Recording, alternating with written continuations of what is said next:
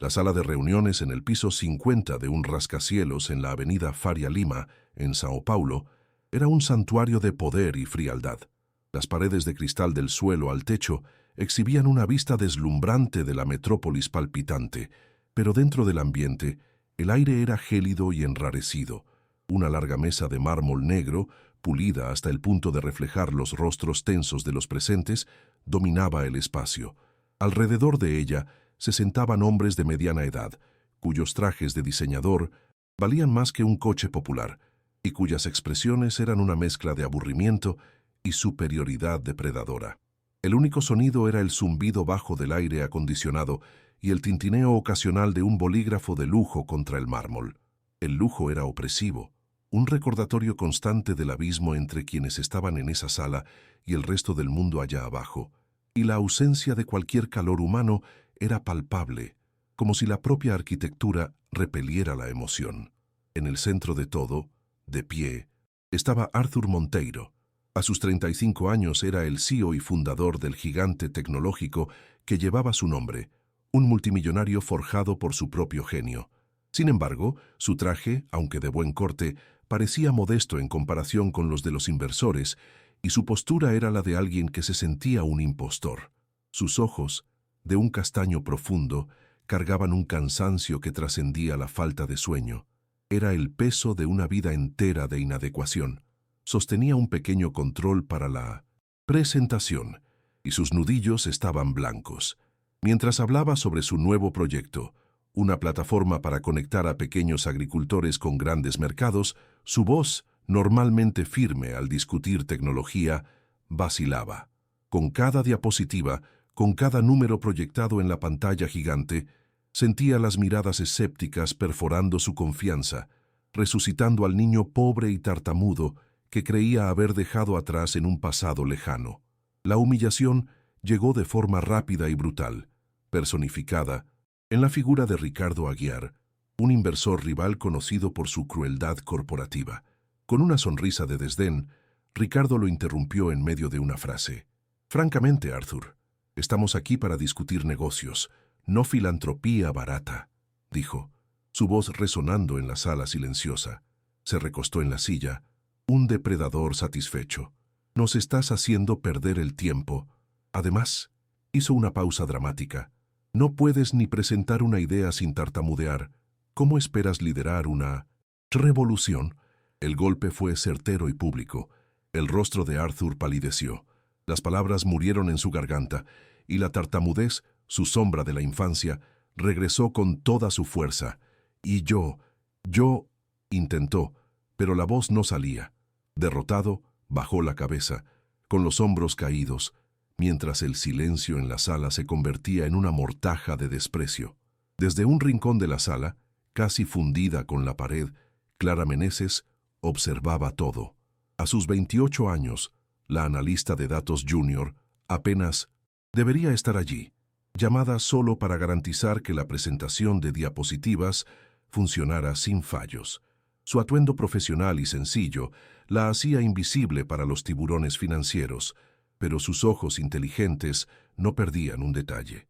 Vio el momento exacto en que la luz en los ojos de Arthur se apagó, reemplazada por un dolor antiguo y familiar. Sintió la crueldad de Ricardo como un puñetazo en el estómago. Por un instante, permaneció paralizada, consciente de que cualquier movimiento podría costarle el empleo. Pero la admiración que sentía por la visión de Arthur y la injusticia de aquel momento fueron más fuertes. Con el corazón latiendo con fuerza contra sus costillas, dio un paso adelante, un gesto sutil, pero que lo cambiaría todo. Si esta escena inicial ya te ha atrapado, aprovecha para suscribirte al canal y comenta desde qué ciudad estás siguiendo este viaje de superación. La tartamudez de Arthur no nació en el lujo de Faria Lima, sino en el polvo de una pequeña casa en el interior de Minas Gerais. Era un niño delgado, de ojos asustados, que veía a su padre luchar y fracasar en una pequeña plantación de café, sucumbiendo a la sequía y a los precios injustos. La presión para ser alguien era inmensa, y las palabras se enredaban en su boca bajo la mirada severa de su padre o las risas de los compañeros de escuela. La tecnología fue su refugio, Un mundo de códigos y lógica donde la elocuencia no importaba, solo la claridad del pensamiento. Cuando su primer invento lo catapultó a la riqueza, pensó que había escapado de aquel niño. Sin embargo, en salas como aquella, rodeado de hombres que heredaron poder y confianza, volvía a ser el niño tartamudo, sintiendo que su fortuna era un disfraz frágil sobre un núcleo de fracaso y vergüenza. Clara Meneses, por otro lado, llevaba su origen como un escudo, no como una herida. Hija de un conductor de autobús y de una costurera, creció en un barrio obrero de Sao Paulo, donde cada logro era fruto de un esfuerzo colectivo. Recordaba a su madre cosiendo hasta la madrugada para pagar los libros de la Facultad de Análisis de Sistemas y a su padre haciendo horas extras para asegurarse de que ella no necesitara trabajar durante sus estudios.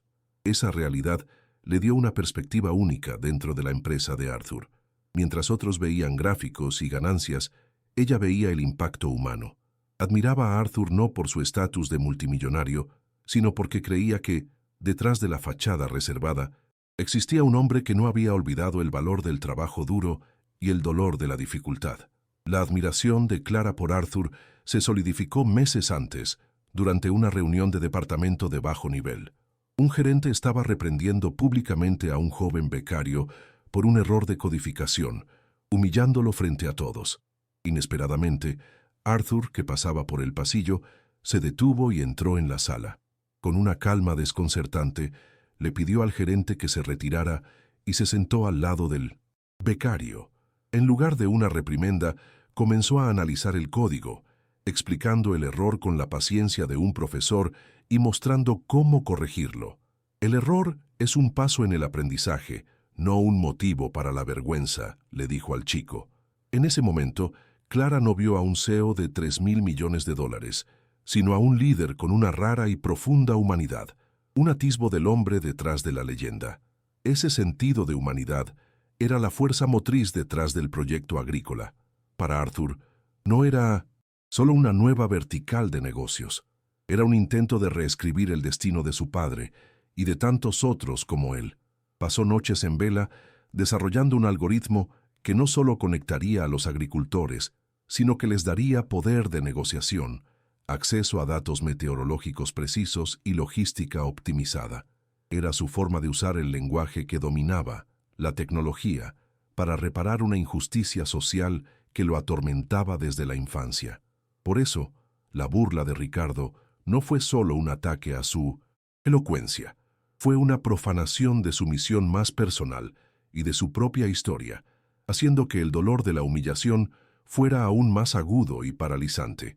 Clara, intuitivamente, comprendió la importancia del proyecto más allá de los números.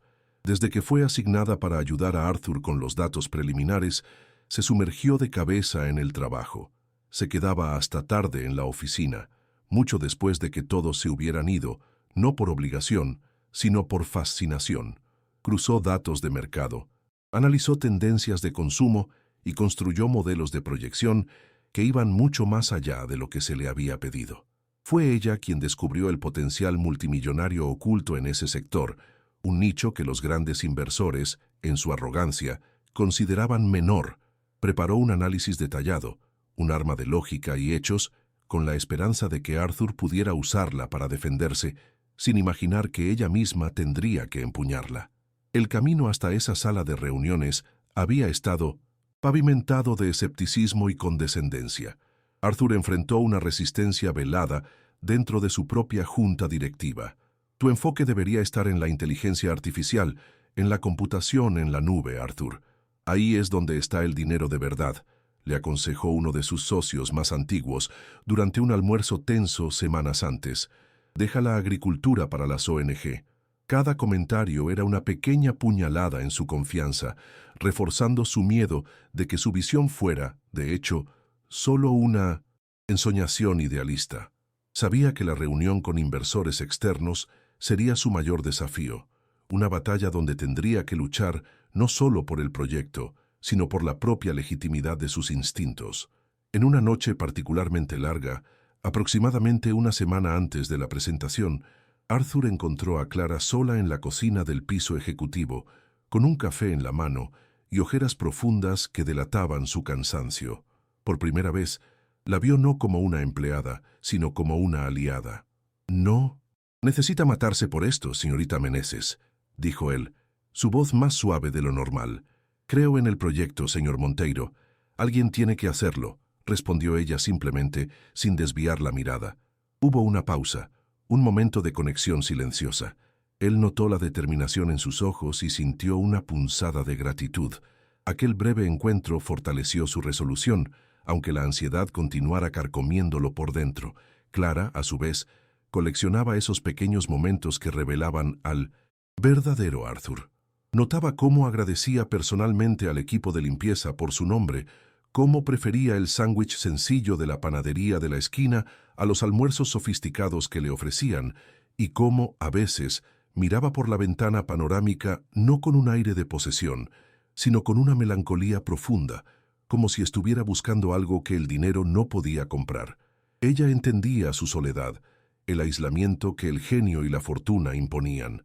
Verlo ser despojado públicamente de su dignidad por un hombre como Ricardo Aguiar fue, para ella, una violencia intolerable, un ataque no al multimillonario, sino al hombre bueno que ella sabía que él era. La ansiedad de Arthur en la mañana de la reunión era casi física. Apenas tocó el desayuno, con el estómago revuelto. En el espejo, mientras intentaba hacer el nudo de la corbata, sus manos temblaban. No veía al CEO de una empresa innovadora, sino al hijo del agricultor arruinado. La voz de Ricardo ya resonaba en su mente incluso antes de oírla.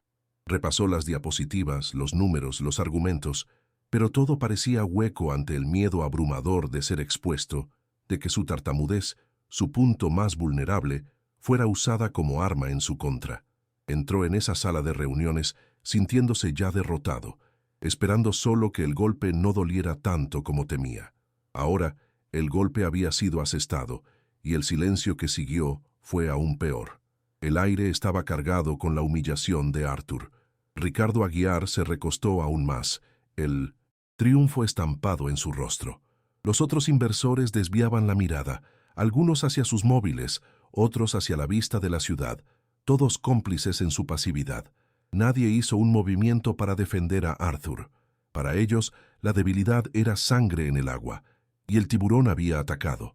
La sala de cristal se transformó en una arena, y el gladiador genial yacía desarmado en el suelo. Su propia voz lo había traicionado. La tensión era insoportable, un vacío esperando ser llenado por más crueldad o por la rendición final. En ese vacío, Clara encontró su propósito. Por un segundo, el miedo la paralizó. La voz de la razón en su cabeza le gritaba que ella era una analista junior, que esa no era su pelea, que debía quedarse quieta y proteger el empleo del que su familia tanto se enorgullecía. Podía sentir la mirada de Ricardo, incluso de espaldas, como una amenaza física. Pero entonces miró a Arthur, a su cabeza inclinada y hombros encogidos, y la injusticia de la escena ardió más fuerte que el miedo. Pensó en su padre, en su madre, en todo lo que le enseñaron sobre la dignidad y el coraje. Enderezando la postura y levantando la barbilla, tomó la decisión más importante de su vida profesional. Con una calma que ella misma no sabía que poseía, Clara dio 2 pasos hacia adelante, saliendo de las sombras y posicionándose discretamente al lado de la mesa. Su presencia, antes ignorada, ahora atraía la atención. «Con su permiso, señores». Su voz sonó clara y firme, sin ningún rastro de vacilación, cortando la tensión como un cuchillo. Todas las miradas se volvieron hacia ella, la mayoría con asombro e irritación. Ricardo Aguiar la fulminó con la mirada, su expresión diciendo claramente: «¿Quién te crees que eres?». La sala entera contuvo la respiración, esperando ver qué se atrevería a hacer a continuación aquella joven e insignificante analista de datos, sin saber que estaban a punto de presenciar el inicio de un giro inesperado. Ignorando la furia en la mirada de Ricardo, Clara se dirigió directamente a los otros inversores, su postura exudando una calma profesional que contrastaba con la tensión en la sala. «Señores, pido disculpas por la interrupción, pero creo que una información crucial quedó fuera de este análisis», dijo con voz firme y respetuosa. Recogió el pequeño control remoto que se le había caído de la mano a Arthur. Si me lo permiten, me gustaría presentar una última diapositiva. Son datos que he compilado con base en tendencias de mercado emergentes que pueden contextualizar el potencial de retorno de esta inversión. El asombro en la sala era total. Un murmullo recorrió la mesa. La audacia de aquella joven analista era tan inesperada que, por pura curiosidad, uno de los inversores más veteranos asintió con la cabeza. Un gesto de permiso que selló el destino de Ricardo. Con un clic, la pantalla detrás de ella cambió. Salió el logo de la empresa y entró un gráfico complejo, repleto de proyecciones y números que nadie allí había visto. Lo que ustedes llaman filantropía, comenzó Clara, su voz ganando fuerza, es en realidad un mercado de 80.000 millones de reales al año, solo en Brasil, ampliamente ignorado por las empresas de tecnología de gran envergadura. La plataforma del señor Monteiro no busca solo ayudar, busca optimizar. Nuestras proyecciones indican que, al capturar solo el 5% de este mercado en los primeros 3 años, tendríamos un beneficio neto superior al de nuestro principal producto actual, continuó, mostrando análisis de Big Data sobre el agronegocio, la logística y el potencial de exportación. Los rostros de los inversores cambiaron del escepticismo a la intriga y luego a una codicia mal disimulada.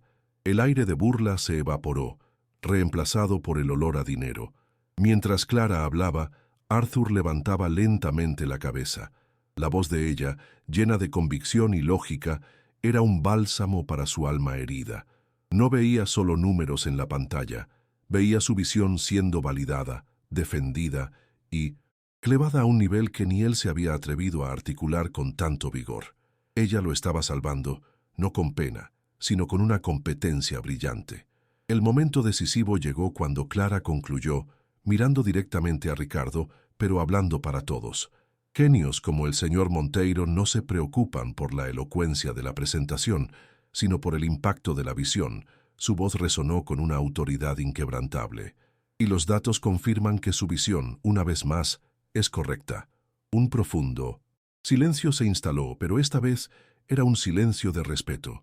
La humillación de Ricardo fue completa. Su rostro, antes pálido de rabia, ahora estaba rojo de furia. Ser desmoralizado por un multimillonario como Arthur era una cosa. Ser aniquilado por una asistente era intolerable. Se levantó abruptamente, la silla arrastrándose ruidosamente sobre el suelo de mármol.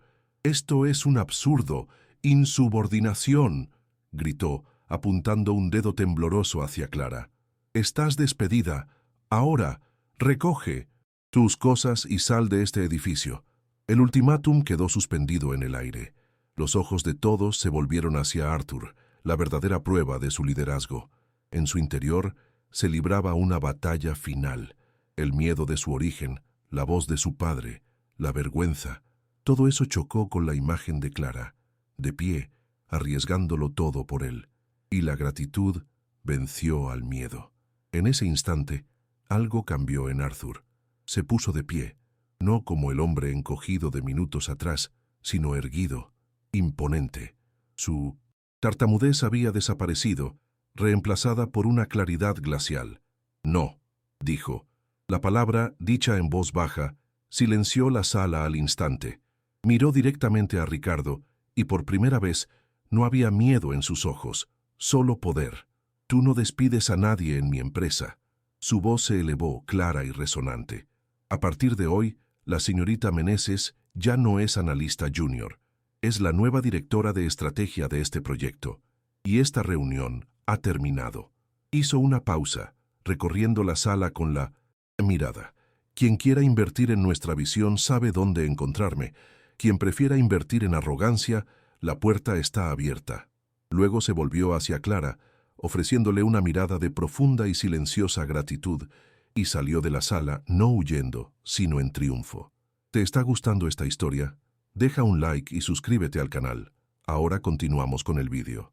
La salida de Arthur no fue el final, sino el verdadero comienzo. En la sala de reuniones se instaló un caos silencioso. Los inversores, antes paralizados por la audacia de la escena, ahora se movían con urgencia. Sacaron sus smartphones y llamaron a sus asistentes a toda prisa. El olor de una oportunidad multimillonaria era más fuerte que cualquier lealtad a Ricardo Aguiar, que permaneció de pie, aislado y lívido, mientras veía a sus antiguos aliados apresurarse para contactar a los asesores de Arthur. En menos de una hora, más del 70% del capital de inversión que estaba sobre la mesa no solo reafirmó su interés, sino que también aceptó los nuevos términos, que incluían a Clara Meneses como pieza clave en el liderazgo. Arthur no tuvo que buscarlos. El poder, cuando se ejerce con convicción, tiene su propio campo gravitacional. La asociación entre Arthur y Clara se convirtió en la nueva fuerza vital de la empresa. La fría sala de reuniones fue abandonada en favor de un laboratorio de innovación, un espacio abierto con paredes de cristal en las que se podía escribir, plantas y luz natural. Allí, la magia sucedía. Arthur, libre del peso de la inseguridad, era un dínamo de creatividad, garabateando algoritmos complejos y visiones de futuro en las paredes con la pasión de un artista. Clara, con su portátil y una mente estratégica afilada, transformaba ese caos genial en planes de acción, cronogramas y proyecciones financieras impecables. Él era el soñador, ella, la arquitecta que construía sus sueños en el mundo real. No necesitaban muchas palabras, una mirada, un gesto, y la comunicación fluía, basada en un profundo respeto mutuo. El proyecto, bautizado como Conecta Campo, fue lanzado 9 meses después y su éxito fue estruendoso, superando incluso las proyecciones más optimistas de Clara. En 2 años, la plataforma revolucionó el agronegocio brasileño, empoderando a más de 50.000 pequeños agricultores. Los periódicos de economía publicaban titulares sobre el multimillonario visionario y su estratega genial, que transformaron un sector olvidado en una mina de oro tecnológica, generando beneficios récord. Pero para Arthur, el verdadero retorno venía en forma de vídeos y cartas de agricultores que, por primera vez, pudieron pagar la universidad de sus hijos, comprar maquinaria nueva o simplemente vivir con la dignidad que el trabajo duro debería garantizarles. Finalmente, había reescrito la historia de su padre. La transformación de Arthur repercutió en toda la cultura de la empresa. El código de vestimenta se flexibilizó. La jerarquía rígida dio paso a una meritocracia basada en ideas y coraje, e instituyó la Beca de Talentos Monteiro, un programa para mentorizar y financiar a jóvenes de orígenes humildes, garantizando que otras Claras tuvieran la oportunidad de brillar.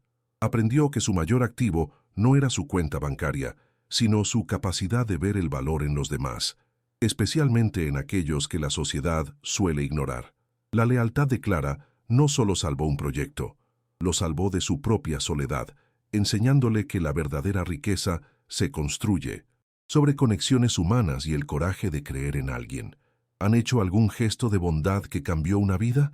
Dejen un corazoncito si creen que el amor es más poderoso que cualquier riqueza.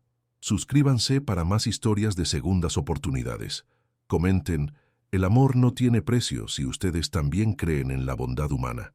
3 años después, el escenario de un grandioso auditorio en Ginebra, Suiza, brilla bajo las luces de la ceremonia del Premio Mundial de Innovación Social. Arthur y Clara están lado a lado, sosteniendo juntos el pesado trofeo de cristal. Él, ahora con 40 años, viste un traje elegante con un aire de calma confianza. Ella, a sus 33, es la personificación de la gracia y la inteligencia, una líder respetada internacionalmente. En el público, perdido entre cientos de rostros, está Ricardo Aguiar.